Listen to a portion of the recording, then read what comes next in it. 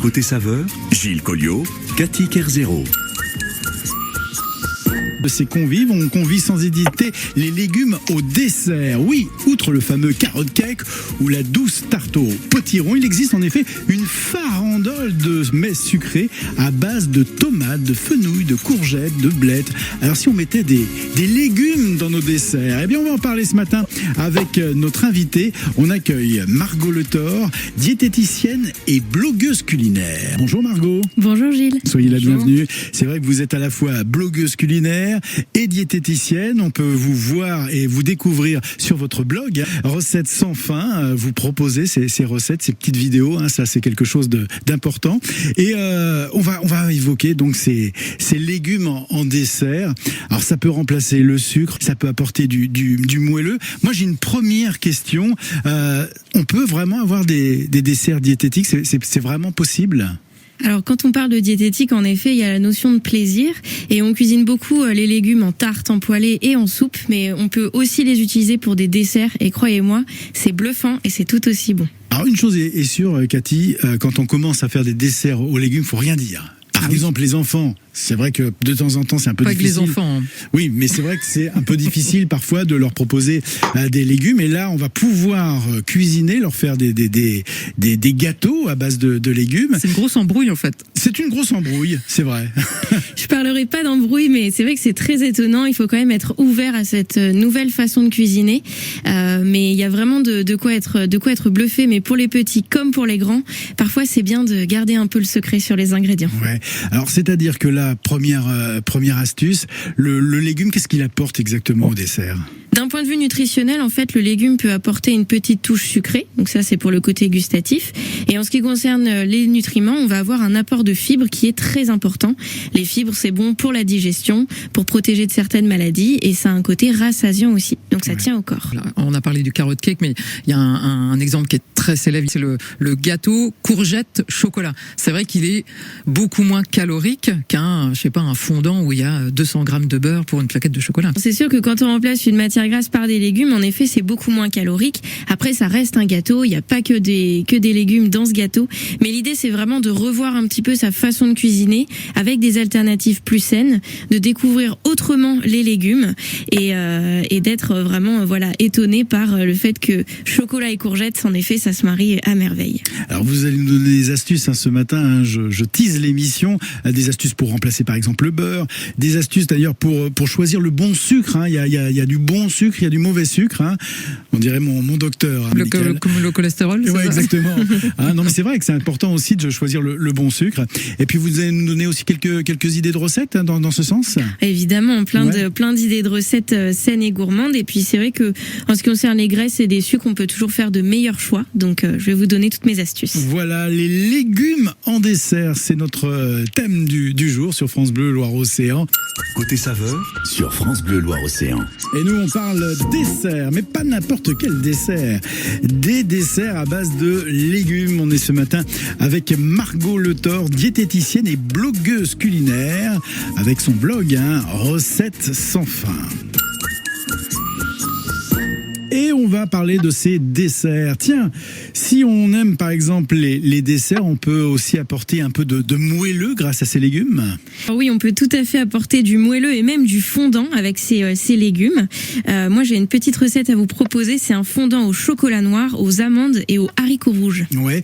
Par exemple, pour le fondant, on peut apporter de la courgette. Ça peut apporter un peu d'aération au mets. Oui, la courgette qui est épluchée et râpée finement, en fait, va apporter vraiment ce moelleux dans le gâteau. Et en effet, dans un cake avec du chocolat, le chocolat, c'est quand même très gourmand et il faut se faire plaisir, c'est la base. Ouais, courgette, chocolat, ça marche mieux. Courgette, chocolat, ça marche à merveille. Et même chocolat et patates douces aussi, c'est vraiment délicieux. Dans un brownie, par exemple, avec des fruits oléagineux, c'est succulent. Et donc haricots rouges, là c'est presque l'influence japonaise. Ils mettent beaucoup de haricots rouges dans leur pâtisserie. En effet, donc là ça tient au corps là quand même le haricot rouge. Oui, Les haricots rouges, en fait, on est sur des légumes secs, donc c'est pas que des légumes.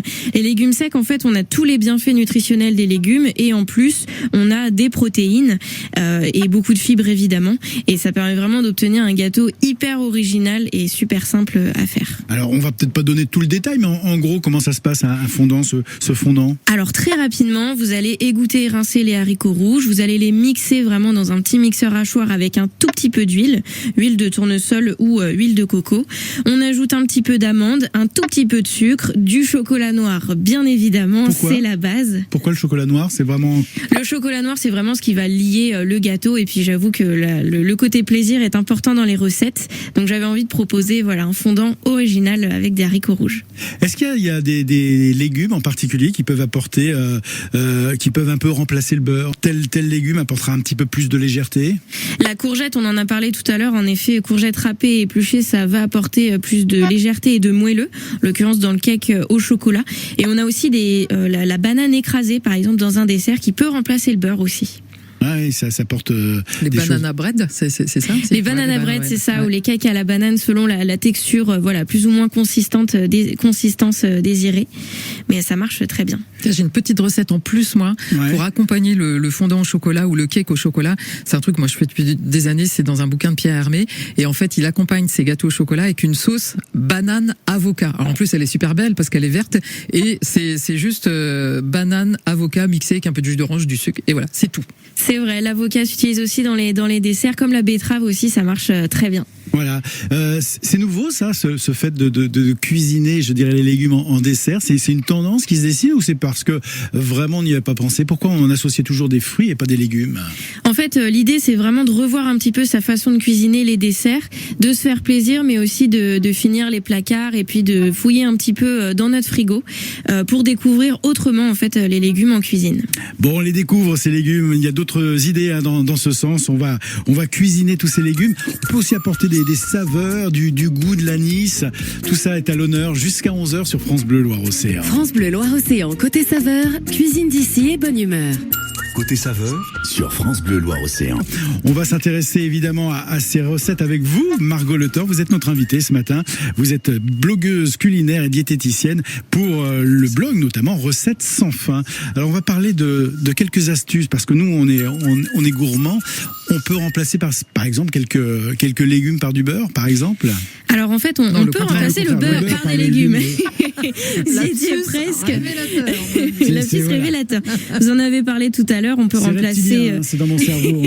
Mais il faut aussi, on peut faire des gâteaux à base de beurre. Il y a le côté plaisir. On peut, comme on l'a évoqué, remplacer le beurre par de la courgette râpée et épluchée, par de la banane. Mais on peut aussi remplacer le beurre par de l'huile végétale. Alors tournesol ou coco.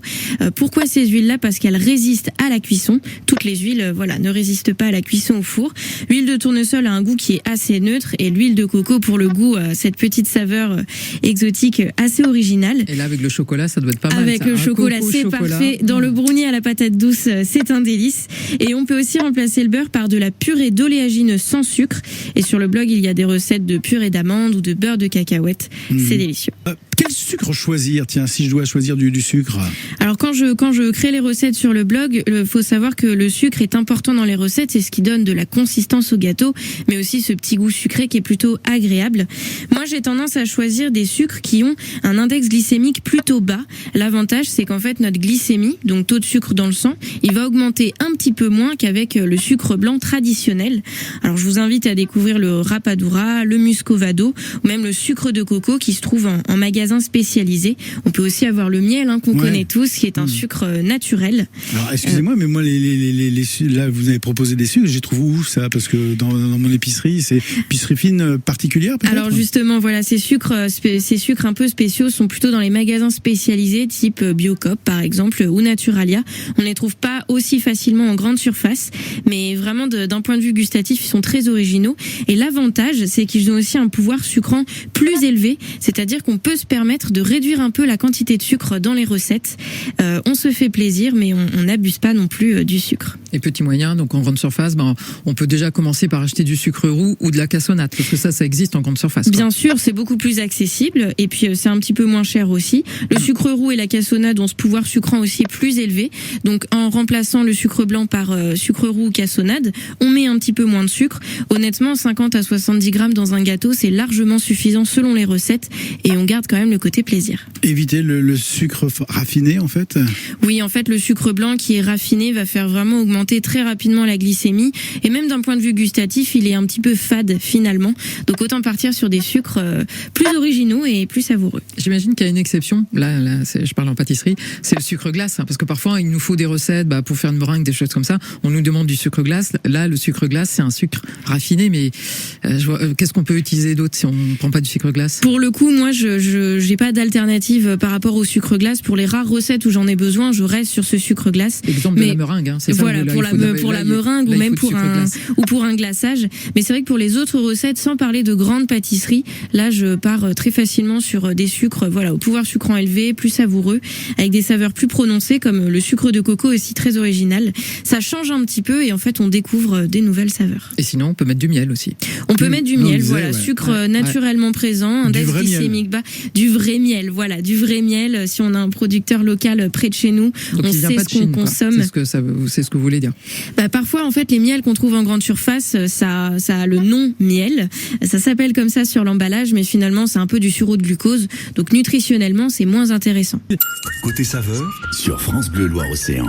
On parle de desserts peu caloriques, hein. Ce sont des desserts à base de légumes. On en parle ce matin avec notre invitée Margot Le Thor, blogueuse culinaire, diététicienne. On parle notamment de son blog, Recettes sans fin. Ouais, parce qu'on précise, toutes ces recettes, on les retrouve sur votre blog. Vous avez des petites vidéos, il est très riche, ce blog. Oui, c'est ça. Toutes les recettes, je les partage chaque semaine en vidéo avec la fiche recette à télécharger. C'est vraiment gratuit et des nouveautés chaque semaine. Et la notion de plaisir et santé au quotidien, c'est vraiment important pour moi. Et on poursuit évidemment cette matinée. On aura la recette du cookies aux patates douces. Alors, il y a beaucoup de recettes de cookies sur le blog et la recette du brownie patate douce. Voilà, brownie patate douce coco est déjà sur le blog en vidéo. Prochaine fois que je viens, je vous le fais, c'est épatant. Oui, il faut pas venir et les mains c'est fondant à souhait, un délice. Les légumes en dessert, on vous en parle jusqu'à 11h sur France Bleu Loire-Océan. Côté saveur, sur France Bleu Loire-Océan. Ah, ça parle gourmandise ce matin. On évoque des desserts, mais pas n'importe lesquels. On évoque des desserts à base de légumes. Et Margot Le Thor est notre invitée. Vous êtes diététicienne et blogueuse culinaire. Vous intervenez à la fois auprès des mutuelles, auprès des associations, des particuliers aussi, pour des recettes saines et gourmandes aussi. C'est ça, la notion de plaisir, c'est vraiment important pour moi quand on parle de diététique. Donc mutuelles, associations, entreprises, écoles et aussi particuliers pour des consultations, pour des ateliers cuisine ou pour des animations de prévention. Parce que c'est vrai que ces desserts, on a beau le dire, mais manger un dessert aussi, ça apaise parfois. On a besoin peut-être pas le sucre, mais on a besoin aussi de se retrouver à un moment plaisir comme ça. C'est important de se faire du bien, mais on peut aussi évidemment trouver dans ces desserts un certain équilibre alimentaire en fait. C'est ça, l'idée c'est de rester sur ce côté plaisir à la fin du repas, au goûter ou même au petit déjeuner pour bien commencer la journée, mais aussi découvrir de nouvelles saveurs et partir sur des alternatives qui sont plus saines pour notre corps et puis tout en gardant le bon petit goût du gâteau. Je crois que déjà la première chose c'est de le faire maison. Si on peut éviter d'acheter alors on sait que c'est parfois facile pour les enfants, mais des choses industrielles déjà faites où on sait qu'il y a beaucoup de sel, il y a des graisses qui sont pas très bonnes. C'est vrai que le gâteau maison n'a jamais trouvé rien de tel, quoi. Oui, à partir du moment où un produit est déjà tout prêt, forcément il peut y avoir plus de sucre et plus de sel, c'est les conservateurs, c'est ce qui fait que ça baisse aussi le coût de production. C'est un produit qui va être vendu plus cher et puis on sait pas toujours ce qu'il y a dedans. Le fait maison, c'est vraiment revoir sa façon de cuisiner, bien choisir les ingrédients. On en a parlé tout à l'heure avec par quoi remplacer le beurre ou quel sucre choisir. On sait ce qu'on met dans notre gâteau et il y a le côté plaisir de cuisiner et de savourer ce qu'on a fait. Il faut un peu de temps quand même. Voilà. Il faut un petit peu de temps, c'est vrai. J'ai entendu huile végétale, on peut remplacer beaucoup de choses, mais est-ce qu'on peut remplacer les œufs ? On peut remplacer les œufs dans un gâteau. Après, moi, c'est vrai que j'aime bien les conserver dans les gâteaux parce que c'est aussi ce qui apporte des protéines. Les protéines, c'est bon pour nos muscles, c'est bon aussi. C'est un petit côté rassasiant. Finalement, ça tient au corps. On le voit quand on mange un steak haché, un pavé de poisson, ça tient un petit peu au corps. Alors, on va pas mettre du steak ou du poisson dans les gâteaux, mais j'aime bien conserver les œufs en tout cas. Ouais. Gilles, je vous rappelle qu'on a mangé hier des shortbread. C'est bon ça. Et donc le shortbread, c'est de la farine et du beurre. Et beaucoup de beurre par contre. Ouais, Mais il n'y avait pas d'œufs, c'est vrai, c'était des petits sablés qui étaient excellents. Le grand standard, c'est carotte cake. Le fameux carrot cake, c'est vrai, on parlait tout à l'heure du cake courgette chocolat, mais le carrot cake est bien connu aussi. On utilise en fait des carottes qui sont épluchées et râpées finement. Et puis après, on va jouer sur la petite note sucrée apportée par les carottes et aussi par les raisins secs.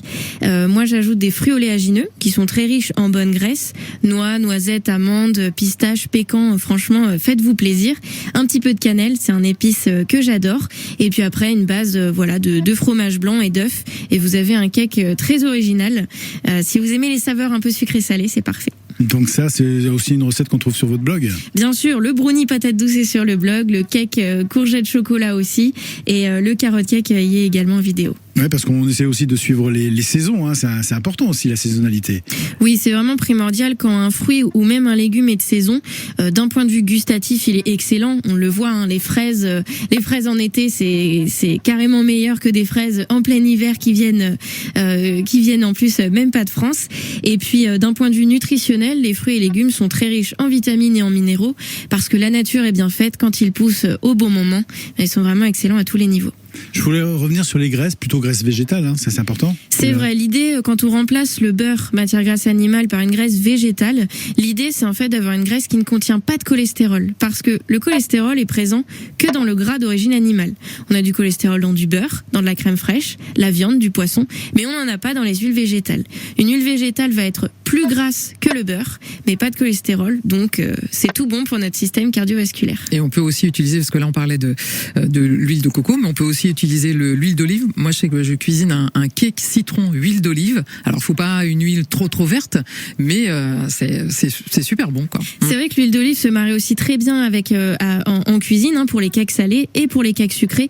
Moi j'ai tendance à partir plus sur tournesol ou coco, mais quand j'utilise de l'huile d'olive, je fais des mélanges parce que l'huile d'olive en effet peut avoir un goût un peu trop prononcé. Donc pour éviter que ça soit écœurant, ça serait dommage. J'ai tendance à faire des mélanges, mais c'est délicieux même en dessert sucré. Allez, on se retrouve dans quelques minutes. Vous retrouvez aussi ces recettes, hein, on le rappelle, hein, sur votre blog, Recettes sans fin. C'est Margot Le Thor, notre invitée ce matin, et on aura une petite question personnelle à vous poser dans un instant. Mais avant, je voulais juste une petite question sur votre blog. Les créations que vous réalisez, vous les testez, comment ça se passe exactement? Vous essayez toujours de tenter peut-être des choses, des mariages particuliers en fait? En fait, quand je crée une recette, je m'inspire énormément, hein, de ce que je sais faire, de ce qui se fait aussi sur Internet, sur d'autres sites, dans les magazines. Et après, l'idée, c'est vraiment d'opter pour des alternatives plus saines, mais de garder le côté plaisir, qui ait une belle consistance, que gustativement ça soit bon, que ça soit beau aussi, par exemple qu'un cake soit bien gonflé, qu'un fondant soit bien fondant aussi ou bien moelleux. Je teste plein de choses, je teste plein d'associations et le but c'est vraiment de montrer qu'on peut bien manger tout en gardant cette notion de plaisir. Allez, on va passer sur le Vous voulez grill. être cobaye, je sens, Gilles. Si vous testez, nous on veut bien être cobaye. Ouais. Nous on veut bien tester. Hein, bizarrement, tout le monde veut tester dans mon entourage les recettes que je crée. Bah ouais. Alors, c'est moi qui vais vous cuisiner, Margot, avec une petite question un peu personnelle. Une question, tiens, pour changer un petit peu, quel est votre ingrédient préféré? Enfin, le truc, vous l'avez tout le temps dans les placards et vous pouvez pas vivre sans. Alors je ne peux pas vivre sans le lait de coco. Voilà, c'est toujours dans mon épicerie. Quand je vais faire mes courses, j'en achète toujours. En fait, j'adore cet ingrédient déjà parce que c'est pas si cher. Ensuite, ça se conserve plutôt bien. Ça reste de l'épicerie. Et c'est parfait pour réaliser des smoothies en hiver comme en été. J'adore réaliser des sauces. Un poulet coco curry, c'est excellent. Ou un curry végétarien. Un dalle de lentilles corail, par exemple, avec du lait de coco, c'est excellent. Quand je fais mes tartes aussi, avec courgettes, carottes, saumon, le lait de coco, ça se marie vraiment à merveille et ça permet d'avoir une super consistance de tarte. Plutôt que et de pour mettre les desserts, de la crème liquide, vous mettez une petite brique plutôt que de mettre lait de la coco. crème, en fait, je remplace dans les sauces, dans les tartes et même dans les desserts, je remplace avec du lait de coco. J'adore les saveurs exotiques et vraiment je m'éclate quand je cuisine avec du lait de coco. Lait de coco donc dans le placard de de Margot Le Thor, notre invitée. Margot, on vous retrouve donc sur votre blog ? Oui, sur mon blog recettessansfin.fr, il y a des articles sur la santé, toutes les recettes en vidéo, avec la fiche recette. C'est vraiment accessible à tous, il y a des nouveautés chaque semaine et je suis sûre que vous trouverez votre bonheur. Et s'il y avait une conclusion à donner à cette émission concernant donc les desserts à base de légumes, du plaisir. Voilà, le plaisir avant tout, c'est vraiment ma vision de la diététique et puis surtout s'ouvrir à de nouvelles façons de cuisiner, se réinventer un petit peu et voilà, être très ouvert à tout ça et tester et puis se laisser être bluffé finalement. Bon, eh ben écoutez, merci à vous. On vous Merci souhaite à vous, c'était un évidemment plaisir. encore plein d'idées de recettes et on vous retrouve donc sur votre site Recettes sans fin. Merci Cathy. Merci Gilles.